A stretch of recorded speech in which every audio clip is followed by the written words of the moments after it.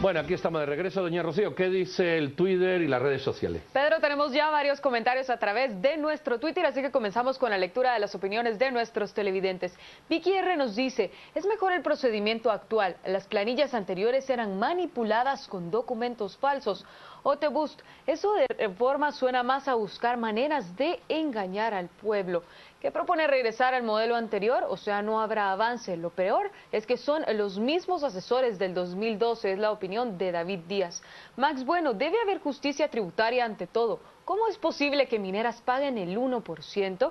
Héctor Castañeda, me parece que actualmente pagamos doble impuesto para que se lo robaran en la anterior administración. Y Jaime Canizales, creo que el tema no es recaudación, el tema es robar menos por parte de todos los empleados de gobierno. Le agradecemos por participar a través de nuestras redes sociales. Recuerda utilizar siempre el hashtag a las 8:45 para que sus comentarios salgan al aire. Pedro.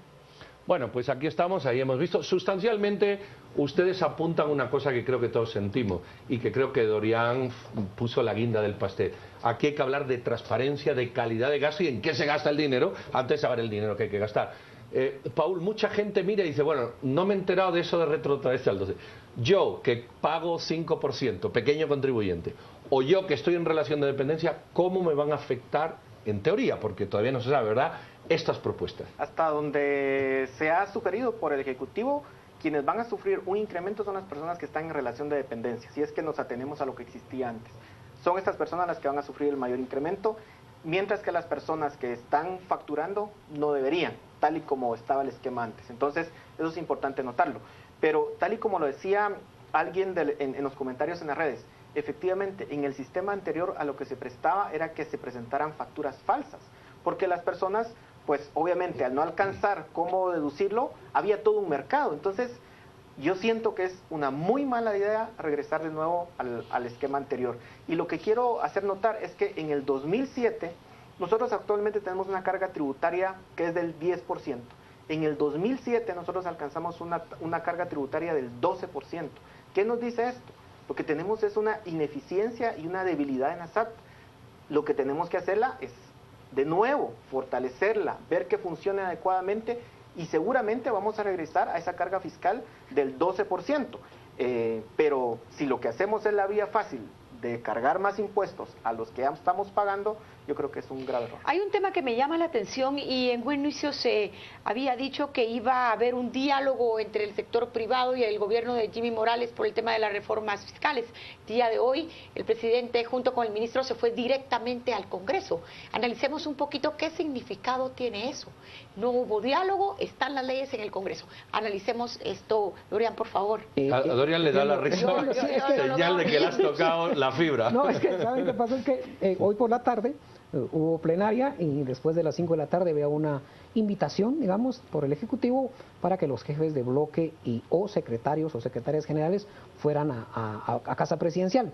Nosotros como Encuentro por Guatemala pues no pudimos ir, tuvimos que hacer, entonces no asistimos. Entiendo que se tocó el tema tributario, es que era casi, mira, te voy a explicar por dónde va el asunto. Sin embargo, yo creo que este es un tema de consensos. Miren, aquí dejamos un tema de por medio que es el tema del bendito IVA de importaciones. Separemos del IVA doméstico, o sea, el IVA doméstico es el que uno compra todos los días. El IVA de importaciones es el que se está cayendo. Entonces, cuando nosotros miramos ese diferencial técnicamente entre un impuesto de la renta y un IVA de importaciones, algo está pasando en las aduanas. Y ya sabemos qué pasaba, o sea, no vamos a explicar mucho. Creo que debiéramos de apostarle al tema de aduanas para recuperar ese IVA de importaciones, no tanto al IVA doméstico.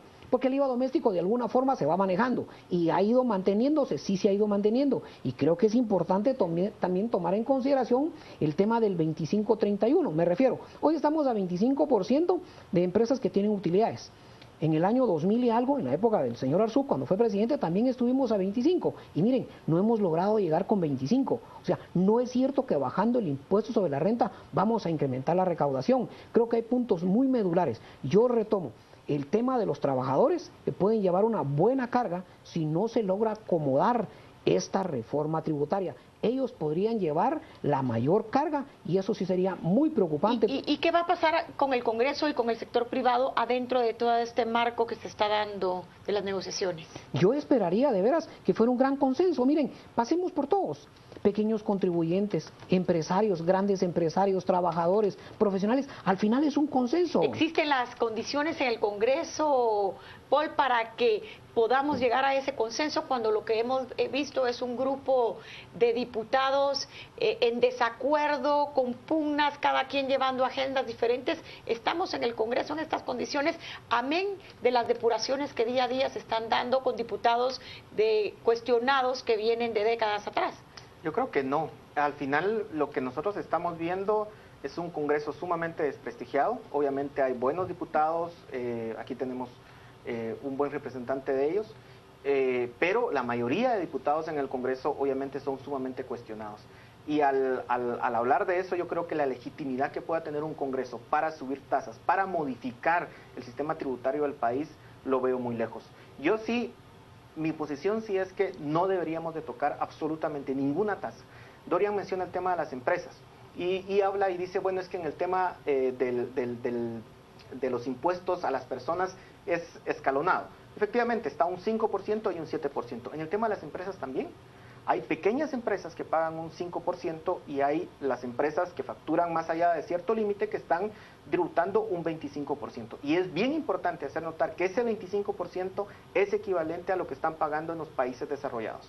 No es que en Guatemala estén pagando menos las empresas. Y yo creo que sí es muy peligroso hablar de que se le va a subir también el impuesto a las empresas, sobre todo en un contexto internacional en donde es sumamente complejo. Bueno, Paul, Dorian, muchísimas gracias. Algunos mensajes claves: hay que ampliar la base tributaria. 70% de los que nos están viendo y de los que se manifiestan no pagan ISR. Esto es una reforma que hay que hacer. Si todos exigimos, todos tenemos que contribuir. Lo segundo es que parece ser que los dos están de acuerdo en que retrotraernos a eso es una pérdida al menos de oportunidad de haber hecho algo mejor, y pareciera que no va a alcanzar las metas de recaudación necesarias y que al final podemos estar viviendo otra chapuza. Esperemos que no. Pero ustedes tienen la palabra como ciudadanos libres de este país. Paul y Dorian, muchísimas gracias. Y si no se van, volvemos con otro tema al ratito.